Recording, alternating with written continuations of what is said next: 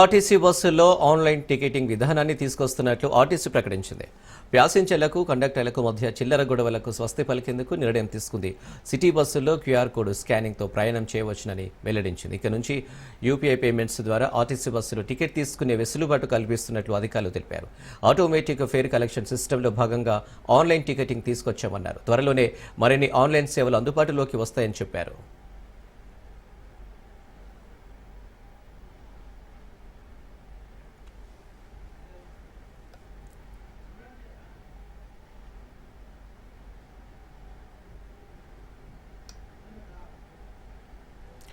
City RTC బస్సుల్లో online ticketing విధానాన్ని తీసుకొస్తున్నట్లు RTC ప్రకటించింది. ప్యాసింజర్లకు, కండక్టర్లకు మధ్య చిల్లర గొడవలకు స్వస్తి పలికేందుకు నిర్ణయం తీసుకుంది. సిటీ బస్సుల్లో క్యూఆర్ కోడ్ స్కానింగ్తో ప్రయాణం చేయవచ్చని వెల్లడించింది. ఇక నుంచి యూపీఐ పేమెంట్స్ ద్వారా ఆర్టీసీ బస్సులో టికెట్ తీసుకునే వెసులుబాటు కల్పిస్తున్నట్లు అధికారులు తెలిపారు. ఆటోమేటిక్ ఫేర్ కలెక్షన్ సిస్టంలో భాగంగా ఆన్లైన్ టికెటింగ్ తీసుకొచ్చామన్నారు. త్వరలోనే మరిన్ని ఆన్లైన్ సేవలు అందుబాటులోకి వస్తాయని చెప్పారు.